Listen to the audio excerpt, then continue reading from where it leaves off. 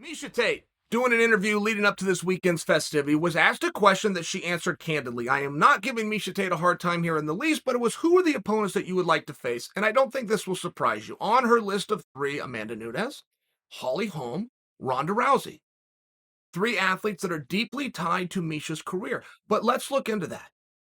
Would you want to see Ronda versus Miesha? Like, let me give you a more specific scenario. Ronda and Miesha are going to fight in 1 month. Are you excited? You see where that gets tough?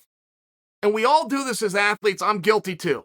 I have people from my past that were a big deal at one time. It passed us by. I think about those guys every night. I hope to bump in to those guys. But you wouldn't care. I think you remember, but you don't. Too many fights happen, too much happened. I'm tight. It's in my heart. It's in my mind. It's not in yours. And it's a misfire. And guys, we've had this tested before. Chuck Liddell versus Tito Part 3 comes to mind. And we didn't like how that turned out. Now, in all fairness, we all should have patted Tito on the back. In fairness, Tito had a guy who whipped his ass more than once, publicly. And Tito signed on and said, I'll walk out there a third time just for the chance to correct this. And then he did. And Tito should have been celebrated for that, but he wasn't. He wasn't. We looked at it a different way. We didn't like the reality that we were shown right in front of us. We did not like the reality because we did not want to have to accept it for ourselves, that Chuck Liddell, with no fault of his own, got older. The same thing that has happened or will happen to all of us. The one part of this story we didn't want to be true so that we could make believe it was not true or us. But we were faced with a reality that a 7 years old removed Chuck Liddell at 48 wasn't the same as he was at 35. It was a reality that we knew and didn't want to accept. And so then that whole theory of taking these older fighters and bringing them back and put them in there, that died that night. Golden Boy Promotions not only went down, no other promoter grabbed that theme and that idea and ran with it.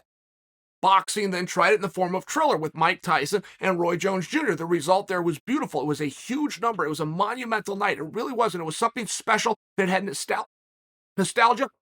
And these guys pushed, and these guys worked, and these guys held up. I only submit for you that's Mike Tyson, and the rules are different. The rules have always been different for Mike Tyson. Boxing enthusiasts will tell you there's two boxers in the history of time that can draw on their own. It does not matter who their opponent is.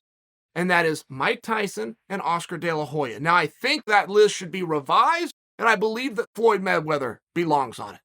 But the way that story will be told by your great boxing minds, Freddie Roach's, Teddy Atlas's, Max Kellerman's of the world, is Mike Tyson, Oscar De La Hoya. I think it should be amended.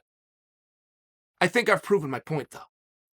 And so just because something worked for Mike, there's a reason. Triller hasn't redone it again, and other boxing promoters haven't jumped in and grabbed it, even though it turned out to be a monumental night, which is you had something special there in the form of Mike Tyson, who is the sole part of this story. I have to remind people that was a draw, and Roy Jones did the same thing Mike did. But Roy did it by giving up size and walking out there a 2.5 to 1 underdog. Roy's the one that deserves the credit, not the way the story was told. Tito's the one that deserved the pat on the back, not the way the story was told. So what would you think about Ronda versus Miesha? Miesha thinks about that. Miesha knows about the championship. I followed Miesha's career very closely, so I remember the Ultimate Fighter. I remember the backstory. I remember the insults. I remember the press conference. I remember the stare downs, but do you? Because I do, and I don't need to see that fight at all. I believe that Miesha is on a very different trajectory, and I believe Miesha is in front of Ronda greatly. Well, how do you get to that conclusion, Chael? They fought. It wasn't all that close. How do you say, well, Miesha's still doing it? Real simple. I've had guys like that from my past. I had that Jeremy Horn. Does that name ring a bell to you guys? Telling my own story here, but a guy from my past. I fought Jeremy Horn 3 times. Guess how many times I lost to Jeremy Horn? 3 times. But then Jeremy left the sport, and I went on my run. The rankings come out, and he's nowhere on it, and I'm ranked number 2 in the world, and all fair. But Jeremy Horn wouldn't disagree with that. He would look at it, and very polite to me. I was ahead of you at one point. I left. You're now here. Good job to you. Good job to my memories. Everybody's right. Everybody's right and everybody wins, but that's the way that it is. And Miesha, as a licensed competitive fighter who's getting ready to headline on ESPN, how goddamn good you got to be to do that, is of course in front of somebody, regardless of the result was years ago, and regardless of the fact that Miesha carries that memory around with her, thinking that we all do. I'm just here to ask the question, do we? Because there's many parts to the Ronda story that are very positive. We didn't like how the Tito Chuck one turned out, and it wasn't because we were cheering against Tito. It really wasn't. It was because of what that represented that we all are going through or will go through, which is age. The clock got us. The clock got the great Chuck Liddell. If it could get him, it can get us. That was the takeaway, and that's why that was such a downer. Just in case you don't realize that. That's the internal piece of psychology, subconsciously, that made everybody down about that result. And why Tito couldn't get any credit and couldn't figure it out.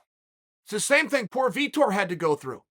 Vitor, who's never boxed, has to take on maybe the greatest boxer of all time. You want to talk about the greatest ever? I know you're going to throw out the names like Muhammad Ali, but you really want to look at what somebody accomplished? Evander Holyfield's resume is as beautiful of a resume as has ever been created. Evander was a 2.5 favorite. Vitor had to leave a weight class that he was preparing for. And then Vitor whips his ass. And people were down on Vitor. They weren't down on Vitor. And they really didn't think that Evander looked as bad as they tried to retell the story and say, well, he never should have been in there in the first place. What it was a representation that if we accept what happened to him, Evander, who is a much superior athlete and superior specimen than we are, and if it happened to him, it will happen to us, and we wanted to be able to cling to a denial, and we lost our ability. Vitor took that ability away, the same as Tito took that ability away. And when you look at the Ronda story, you don't see a lot of fighters that land on their feet. She did. She's happy. Not only did she find another career, she's happy. I only have one resentment towards Ronda as a fan, just as a fan speaking, which is she was so good for the sport and our sport was so good to her, and when she left, she never looked back. That may be exactly what she needed. I do not question her for that. I will just tell you as a fan, there was some major opportunities in media and things that Ronda could have done to give back to the sport when she left, including showing up. She could have come to fights, looked beautiful, sat in the front row, got a cameo, and people would have been very excited to see her. She could have done those things, and she didn't. It's my only resentment, and it's quite frankly not all that big. But if I was to be real critical of Ronda, that's the one that I would bring forward. But Ronda is a success story. All good athletes that are former good athletes have to look forward to in life is drug abuse and alcoholism. It's to fill the void. To fill what's...